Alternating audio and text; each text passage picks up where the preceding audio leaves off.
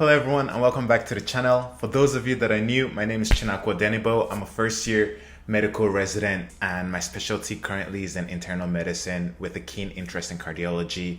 And in today's video, I'll be going over my first 3 months of residency, and I'll also be discussing just some difficulties I've had, some of the things I've loved the most, and some challenges along the way, and everything else in between.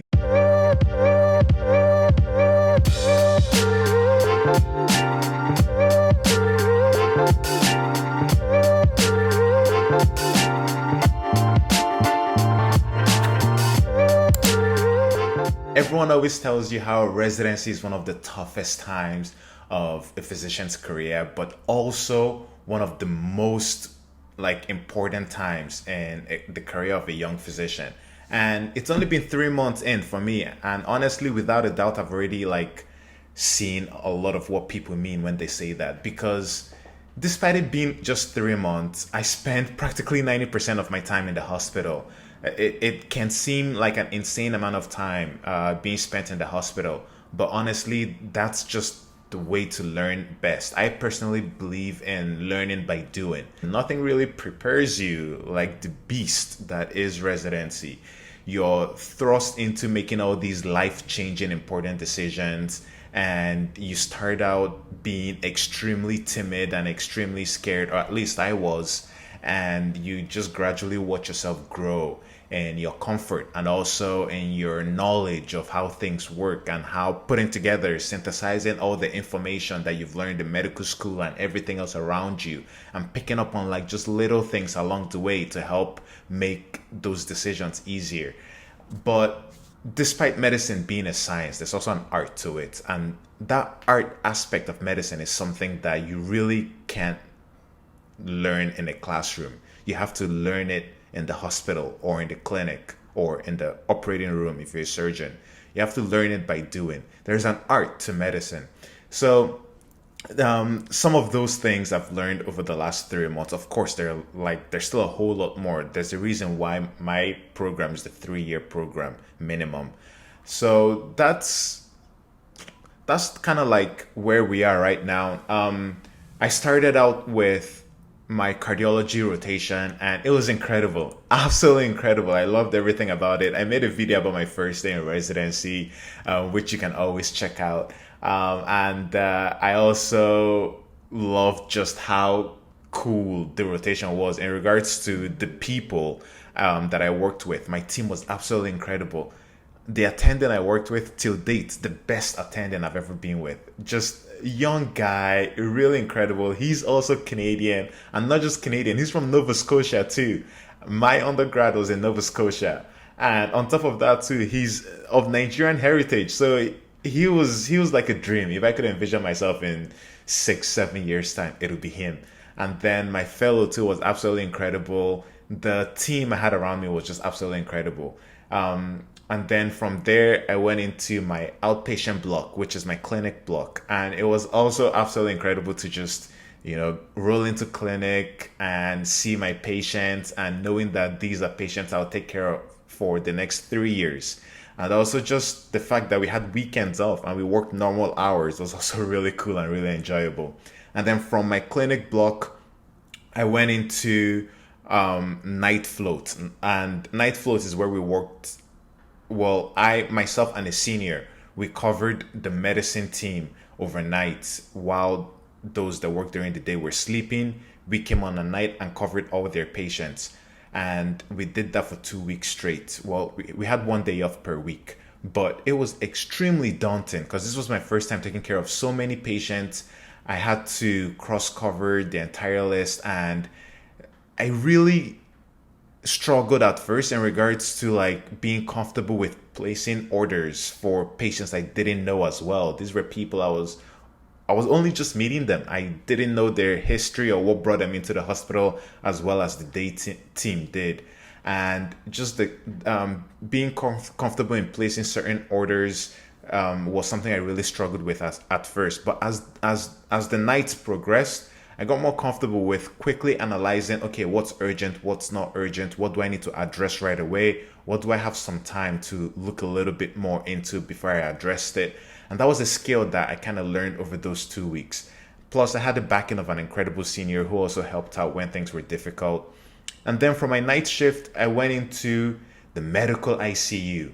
And till date, that was without a doubt where I had the biggest learning curve. It was almost like watching pathophysiology that we learned in medical school come to life. It was it was tough. It was a tough rotation. Just in regards to the hours, the fact that we had to work 28-hour shifts. We were on call, excuse me. We had to work 28-hour shifts every 4 days. And in between those, you still had to be at work for at least 12 hours. So just the fact that the hours were that brutal was tough. But the teachings were absolutely incredible. The patients were really, really sick. But from the teachings from the attending physician, from the fellow, from the seniors, and also from the nursing staff and the respiratory therapist, the amount of learning we got over there and just seeing how sick patients were, because most patients had multiple organs that were failing, and you start synthesizing all those data together. It was really where I like saw pathophysiology like come to life and where I've had the most learning. And then from the ICU, I went into the hematology oncology service, which is our inpatient cancer service. And I quickly learned that cancer patients can be extremely sick. And it was also a time where I had to get more comfortable with having the uncomfortable discussions, especially like that end of life care kind of discussion and the goals of care moving forward.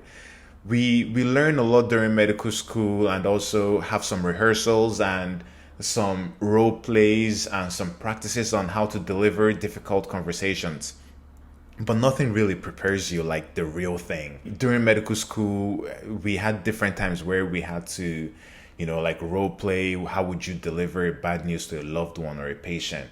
But during my hematology oncology service, I quickly learned that like it was a lot tougher than any role play could ever prepare you in med school. And I remember there was a patient who came in. They had really, really severe cancer. My institution is an academic institution, and so we get a lot of cases that still have like research trials going on in regards to management and treatment. So some of these patients that come in are really, really sick. So trying to balance the goals of care with potential treatment is something that we're always like dealing with, especially on that hematology oncology service. And this patient came in really severe cancer.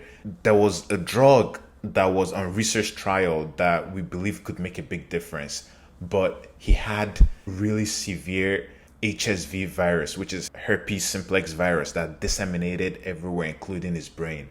And we practically couldn't get the chemo started until we got the disease under better control. Because if we started the chemo, then his body's own innate immune system, which was already very minimal, would be depressed even more. And the herpes virus could end up being what killed him.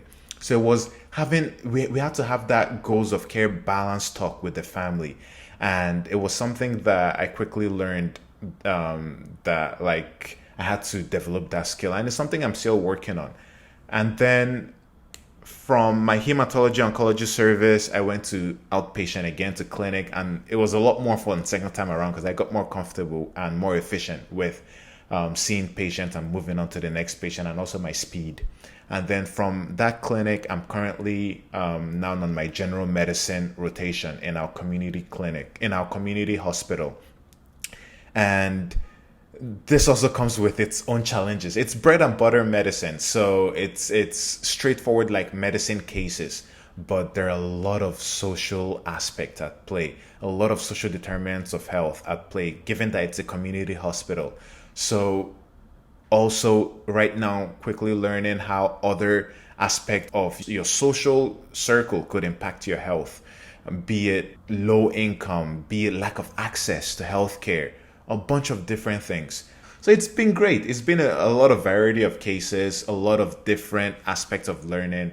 My program has been absolutely incredible in regards to support and also in regards to being there for us, like whenever we need anything additional to either learn or just to like cope with the difficulties of residency. And if I could go back to medical school, I'll definitely take some of those role plays a bit more serious. I took them serious in medical school, but like you never expect just how difficult the real thing will be. I remember my first time pronouncing a patient dead was actually in the ICU. A young guy, just 1 year older than I am, multi organ failure, and when he eventually passed, I had to go in, do my exam, and pronounce the time of death. And it hit me really hard because I watched both his parents just break out into unbearable tears and screaming when I pronounced him dead.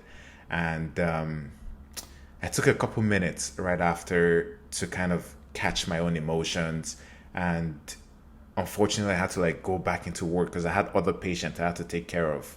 But it's that's the side of medicine that like I probably I knew was always there, but living it and doing it, you realize just how difficult it is actually. But anyways, enough sappiness.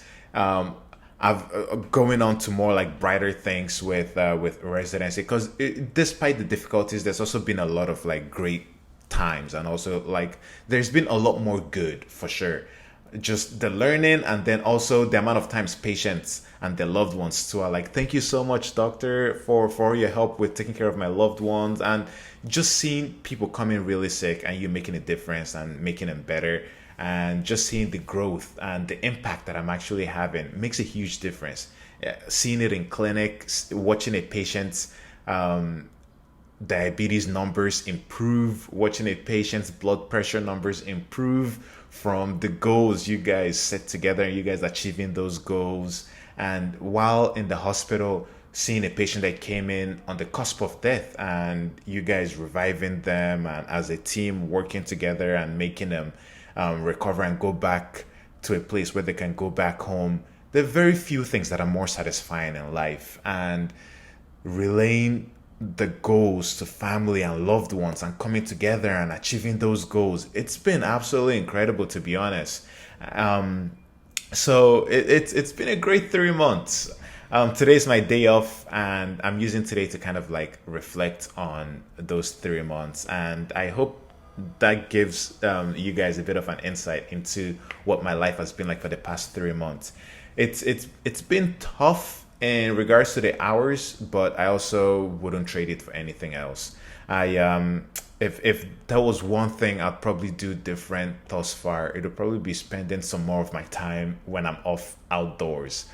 I spend most days taking care of other people, and also most days in the hospital. And once I'm off, I typically don't want to do anything else or think about anything else. I just want time for just me, and I typically just lay down and do nothing. So probably spending more time outdoors, especially given that summer is gone now and we're currently in fall and about to go into the winter season. If there was one rotation that I have absolutely loved the most, it would be my cardiology rotation, without a doubt. The learning, the patients that I had during that rotation, as well as the teaching and everything about it, the subject, the material, the information, everything about it, I just found it really enjoyable and really interesting. A rotation that I found the hardest mentally would be probably my night shift rotation. I thought that was the toughest mentally for me. Especially the beginning, but towards the end it got better. And then a rotation that I found toughest physically will probably be the ICU rotation, just given that we had to do 28-hour shifts. And then if there was one thing that I would say that I've really improved on over the last 3 months from the start to like now, it would be my presentation on rounds, presenting my patients on rounds. Initially, when I first started, I couldn't even like make sense of my own presentation, but now I'm going in a more systemic manner. Of course, I still need a lot of work, but that's one thing I've improved in greatly, and I'm proud of that. If there's one thing that I think I could still work on, it'll be synthesizing the data and coming up with a good assessment and plan. Right now, we typically get to the hospital around 7 a.m. And then before you get sign out from the night team, before you write your progress note and pen it, before you go see all 8 patients and pre-round on them, you typically don't have time, especially given that round starts between 8 to 8:30. So you have like an hour and a half to do all those. And it's typically not enough time. So I find that I'm mostly just like taking care of tasks rather than like thinking through the cases. And that's kind of like the life of an intern typically. But working on synthesizing all that data and putting it together is something that I feel like I need to work on. Thank you all so much for spending the time and watching today's video. If you haven't yet, please hit that subscribe button below and also check out some additional videos. And I'll catch you all on the next one. Hit that bell notification button because I have a lot of other videos coming out soon. All right, take care, y'all. Catch you on the next one. Ciao.